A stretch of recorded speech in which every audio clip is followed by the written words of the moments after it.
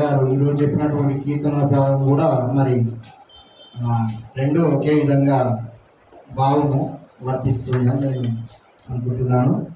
దైవస్తుతి కృతజ్ఞత కీర్తన అంటారు. కీర్తన 9 ఒకసారి చదవండి. నా పూర్ణ హృదయముతో నేను యెహోవాను స్తుతించెదను. యెహోవా నీ అద్భుత కార్యములన్నింటినీ నేను వివరించెదను. మహోన్నతుడా, నేను నిన్ను గూర్చి సంతోషించి హర్షించుచున్నాను. నీ నామమును కీర్తించెదను. నీవు నా పక్షంలో వ్యాజ్యమాడి నాకు న్యాయము తీర్చుచున్నావు. నీవు సింహాసనాసీనుడివై న్యాయమును బట్టి తీర్పు తీర్చుచున్నావు. కాబట్టి నా శత్రువులు నా వెనకకు మలుదురు. నీ సన్నిధిని వారు జోగుపడి నశించుదురు. నీవు అన్యజనులను గద్దించి ఉన్నావు, దుష్టులను నశింపజేసి ఉన్నావు. వారి పేరు ఎన్నటికీ నుండకుండా తుడుపు పెట్టి ఉన్నావు. శత్రువులు నశించిరి, వారు ఎన్నడూ నుండకుండా నిర్మూలమైరి. నీవు పెళ్లగించిన పట్టణములు స్మరణకు రాకుండా పొత్తిగా నశించెను. చాలండి, ఇంకా చదువుకుంటే కింది వారు కూడా మొత్తం దావీదు ఈ కీర్తనను రాస్తున్నాడు. తన శత్రువుల విషయమై దేవుణ్ణి స్తుతిస్తున్నాడు. దేవుణ్ణి ఏం చేస్తున్నాడు? ఆయన కృతజ్ఞత భావము కలిగి దేవునికి మరి స్తుతించడం ద్వారా ఆయనకున్నటువంటి శ్రమలలో, తనకున్నటువంటి ఇబ్బందులలో మరి మొరపెడుతున్నాడు. నా పూర్ణ హృదయంతో నేను యెహోవాను స్తుతించేదను. యెహోవాని అద్భుత కార్యములన్నిటిని నేను వివరించేదను అంటున్నాడు. మనము దేవుని, నేను ఇంతకుముందు కూడా చెప్పాను, ఇప్పుడు కూడా మరలా ఒకసారి గుర్తు చేస్తున్నాను. మనము దేవుని స్తుతించడము, దేవుని గణపరచడము, దేవుని ఆరాధించడం అనేది మనస్ఫూర్తిగా చేయాలి. ఎలా చేయాలండి? మనస్ఫూర్తిగా చేయాలి. ఇప్పుడు మనందరము మరి దేవుని ఇప్పటిదాకా ఏం చేశామండి? స్తుతించాము, గణపరిచాము, ఆయన ఆరాధించాము. నాకు చాలా సంతోషం అనిపించింది. మరి అంకుల్ కూడా మరి వయసు ఎంతో నాకు తెలియదు కానీ చాలా గంభీరంగా పాడుతున్నాడు పాటలు. హల్లెలూయా.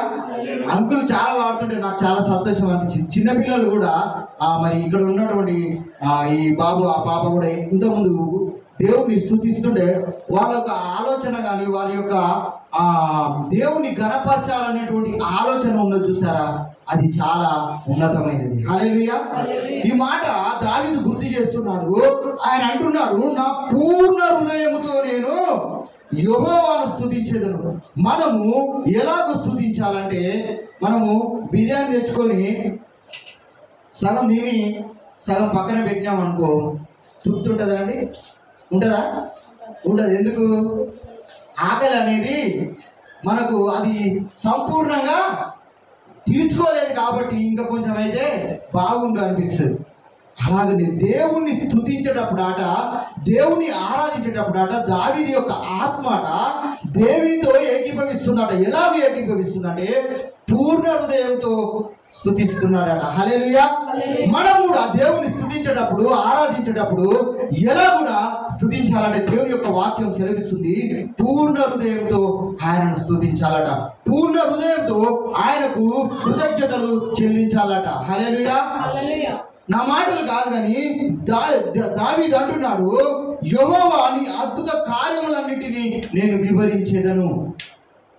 మనము చెప్తున్నటువంటి సాక్ష్యాలు కానీ, ఆయన స్తుతించినటువంటి కీర్తనలు కానీ, పాటలు కానీ ఏటిని సూచిస్తున్నాయంటే దేవుడు చేసినటువంటి అద్భుత కార్యములను. హల్లెలూయా.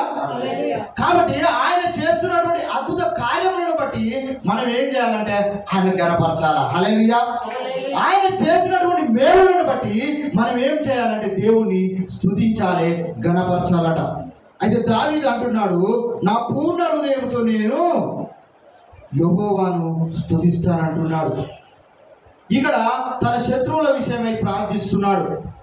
ఆయన మరి తన యొక్క జీవితంలో దేవుడు కలుగజేసినటువంటి విజయాన్ని బట్టి, తన బలమును బట్టి కాదంట, తన చాతుర్యమును బట్టి కాదంట, తనకున్నటువంటి అధికారమును బట్టి కాదంట, తనకున్నటువంటి ధనమును బట్టి కాదంట, తనకున్నటువంటి ఐశ్వర్యమును బట్టి కాదంట, తనకున్నటువంటి జ్ఞానమును బట్టి కాదట. కానీ కేవలము దేవుని బట్టి స్తుతిస్తున్నాడట. హల్లెలూయా.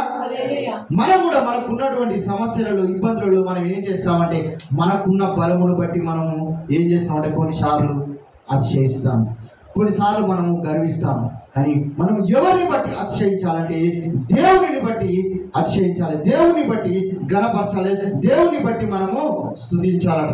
ఇక్కడ ఆయన అంటున్నాడు ఇక్కడ, నేను దేవుణ్ణి స్తుతిస్తాను, ప్రసిద్ధి చేస్తాను, సంతోషిస్తాను, కీర్తిస్తాను, గణపరుస్తాను, ఆయన ఆరాధిస్తాను అంటున్నాడు దావీదు.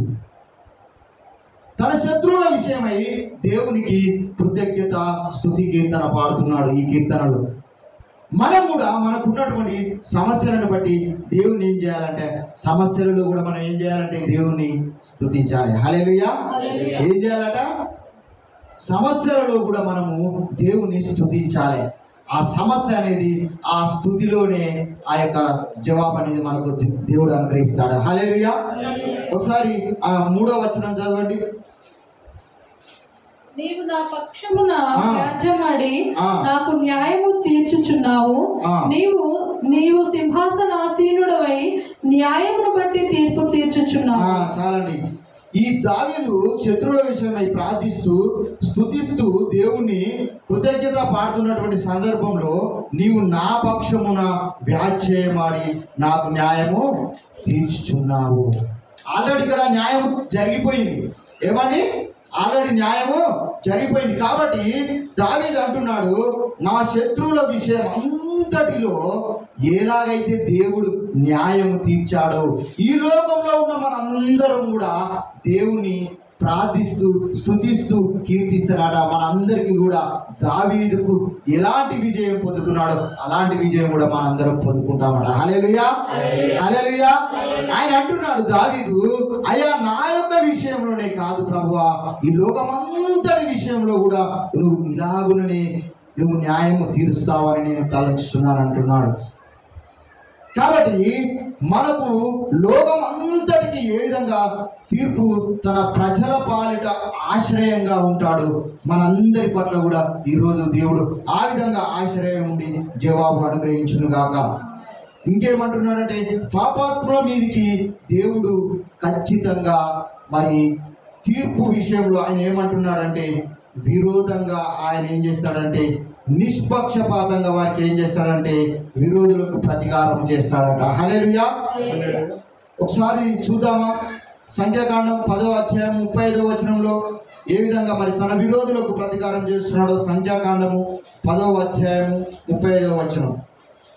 ఆ మందసము సాగినప్పుడు మోషే యెహోవా లెమ్ము, నీ శత్రువులు చెదిరిపోదురుగాక, నిన్ను ద్వేషించేవారు నీ ఎదుట నుండి పారిపోదురుగాక ఆయనను.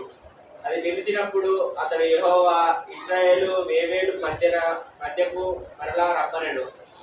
చాలండి. ఆ మందసం సాగినప్పుడు ఇక్కడ మందసాన్ని తీసుకొని వెళ్తున్నప్పుడు అక్కడ మోషే దేవునితో మాట్లాడుతున్నాడు. ఏమనంటే, యెహోవా లెమ్ము, నీ శత్రువులను చెదరిపోదురుగాక, నిన్ను ద్వేషించు వారు నీ ఎదుట నుండి. ఇక్కడ ఇశ్రాయేలుల పక్షమున దేవుడు ఒక గొప్ప అద్భుత కార్యాన్ని చేస్తున్నాడు. మోషే ప్రార్థన చేసినప్పుడు తన శత్రువుల విషయమై దేవుడు ఏం చేసిండంటే మోషే పక్షమున ఉండి ఇశ్రాయేలు జనాంగానికి ఏం చేసిండండి? విజయాన్ని చేకూర్చాడు. ఇశ్రాయేలు జనాంగానికి దేవుడు ఏ విధంగా విజయాన్ని చేకూర్చాడో ఈరోజు ఇక్కడ మనము ప్రార్థిస్తున్నప్పుడు స్తుతిస్తున్నప్పుడు కూడా దేవుడు మనందరికీ ఏం చేస్తాడట? జవాబును అనుగ్రహిస్తాడట.